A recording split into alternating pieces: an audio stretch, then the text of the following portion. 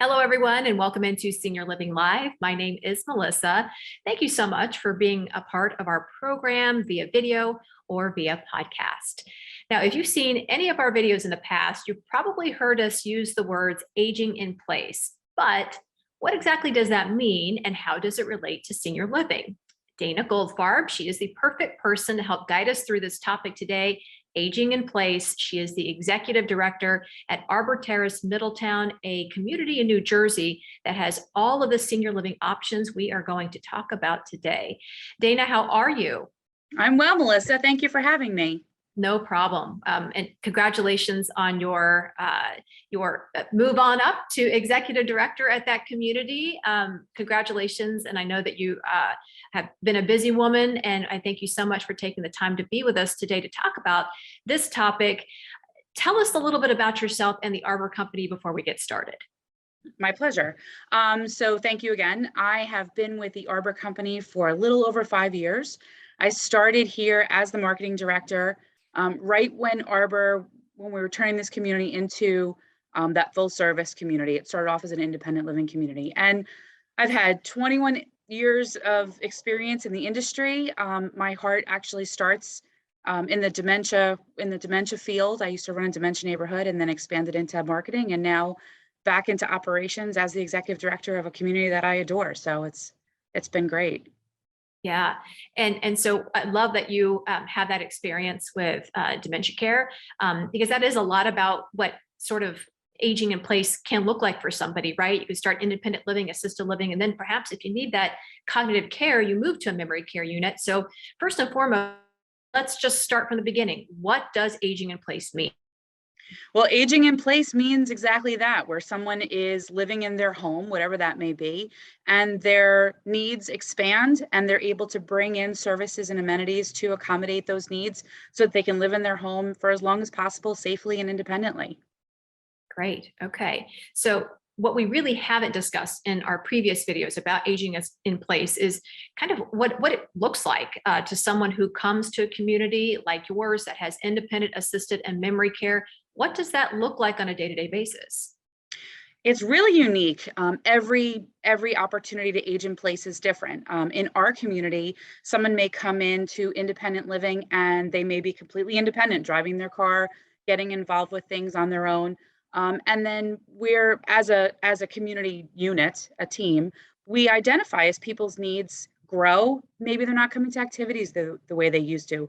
Maybe they're not eating as much as they used to, or they're wandering around at night. And then we can bring those elements that are coming to fruition to both the family and the team to discuss, is this the right place?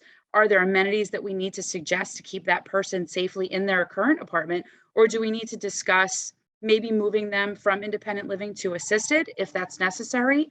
And all of those discussions are not done in a bubble. We do that with the family and the resident as a part of that process, because that's why you join a community like this, so that you could take advantage of all of those aspects. Yeah. And really, I love the fact that, if somebody wants to do that, they need a little additional help. Their unit is intact. So the people that they've been with or that they see every single day, they're not moving to another community. They're not moving somewhere else. Everybody's there. All the care staff, everybody that they know happens to be there and will stay there. So I love that aspect of it so much, because the most nail-biting scenario that we hear from children of aging parents is, gosh, I don't want to move my mom or my dad because it's so traumatic. So we've sort of found a solution to that. So on the heels of that, can you give us an example of someone who has done this aging in place at your community, starting with an initial move-in to maybe independent living, and what has that feedback been like? Absolutely. So I moved a gentleman named Fred, we'll call him Fred, into the community and into independent living when his wife passed away, and his family was of course concerned about him managing his world. Moved into independent living, acclimated beautifully, became an ambassador, which is a resident who helps other residents acclimate to the community, and really took advantage of living independently and successfully. And then as Fred lived here for a couple of years, we noticed that he was falling in his apartment. He just maybe wasn't coming down for meals as quickly as he used to. So we offered to, have him bring in home care so he could stay in independent living. And his family was really nervous about him overnight. So that's really where home care wasn't a solution to the problem. So we discussed assisted living because we have the home health aides and the nurses in the community 24/7 to help him overnight. So they decided that was the best option. Like you had mentioned, Melissa, it was really nice because his friends didn't change, his lifestyle didn't change, nothing changed. So he moved over to an assisted living apartment that was basically identical to the apartment that he moved into in independent living, just a larger bathroom and a little bit more accommodations that way. And again, started to thrive, became the old Fred that we knew, really enjoyed the activities and the trips, and got a little bit of extra help to go to meals so he wasn't missing out on his nutritional needs. So did a beautiful job. But after a few years, we also noticed that he was wandering at night and getting lost. So then it was another discussion with the family and obviously him. He was in that middle stage of kind of knew that something wasn't right, but couldn't really put his finger on it. We were able to identify that he really needed the memory care neighborhood. It was a smaller environment, a little bit more structured, and allowed him to have that, build that routine into his day to be successful. And ironically, when he moved into memory care neighborhood, he recognized some folks that had lived with him on the independent living side and started to thrive again. You know, it was like old home for him. So it was really a great time for the family to see their dad come back to life, and not necessarily, it wasn't a moment where they had to be sad, because he was able to elevate his quality of life again and enjoy the rest of his time with us. So it was really a success story that we're really proud of. And Fred's still here. I love that. And that's the happy ending we were all hoping for. So what a wonderful story. And really the progression, of going from independent living to memory care. Obviously it took a few years for that to happen, but oh my goodness, that family, having those decisions, as you said, was tough, but the end result, fabulous. Fabulous. And I'm so happy to hear that Fred is there and he's thriving and doing well. Yeah. So obviously this makes Arbor communities unique. Not every community offers this, some do. But let's talk about the alternative. What does that look like for somebody who may say, well, I can age in place in my own home?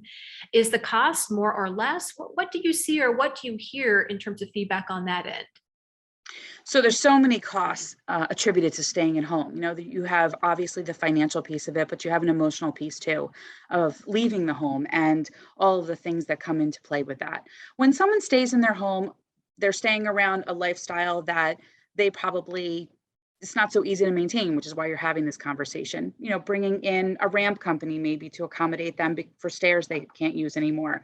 Bringing in a home care company to help them bathe in their home. Maybe you're bringing in delivery of meals or a housekeeper, all of those aspects. So when you're staying at home, not only are you bringing in all those little ancillary pieces, but you're also paying your taxes. If you have a mortgage, some people have a reverse mortgage, which is a whole other ball of wax. And you have to pay for snow removal, and you have to pay for the upkeep of the home. When you move to a community and you're aging in place in that community, of course there's other amenities that are in place, and there's costs that come with that. So it feels very expensive to some folks, but when you're looking at the overall cost of life, when you're at home and you're maintaining your life at home with those ancillaries versus moving to a community, oftentimes we find that it's less expensive to move to a community environment and take advantage of those amenities there. It's just that emotional cost that comes into play versus staying at home around the things that are familiar to you and your family. Yeah. And one of the good things is, we talk about moving can be traumatic for some people, but you can bring your stuff. There are things from your home that your beloved things, you can bring those items with you. I actually had another individual from another Arbor community during one of these interviews that told us that mom was really attached to a fireplace, and they were able to take that fireplace and put it into her apartment somehow, some way, so that she could keep that. Wow. That is amazing. It So is. I love what you guys are doing there. And so I guess finally the final question here is, in what ways can someone's independent remain intact if they choose to age in place at an Arbor community or any community? And I really want to get down to the nitty gritty here, because more help or assistance doesn't necessarily mean independence, right? And I know you mentioned Fred, and that may be a perfect example. So when someone's looking when they're looking for their independence to remain intact, it really depends on what the definition is for them. If, like you had mentioned, if somebody stays home and they feel they're independent, but they have a live-in home health aide, they may not feel so. Somebody may love that, and another person might feel like that's an invasion of their privacy because that person's on top of them at all times. In a community like this, let's say we're going to take Fred for an example. He was living in independent living. We wanted to bring in home care with him, but that we offer a home care company on site. It's a different company that offers space here that brings in a la carte services. So he only needed showers a couple times a week. They came in, they did the shower, they left. Whereas if you hire a home care company at home, you have to at least give them 2 to 4 hours of service so that they can fill that spot and offer a consistency of care to you. So it's a little bit of a different scenario, and really what is independent to the person is what's important. So when you're looking at this, it's really crucial to talk to the resident, the loved one, the family member, and find out what's important to them. What does independence look like for them? And what are the services that you can offer to make that lifestyle come true and be the best they could be? Yeah, yeah, I love that. I love that you pointed that out. That means staying independent means different things to different people. So perfect. I love it. Dana, thank you so much for the wonderful breakdown here of what it really means to age in place. My pleasure. Thank you for having me. Thank you. Now, if you, as our viewer, would like to find out more about senior living, what it entails, the cost, how to pay for it, head on over to our website, www.seniorlivinglive.com. All of our content is free and it is available 24 hours a day, 7 days a week. Thank you so much for being a part of Senior Living Live. Have a great day, everybody.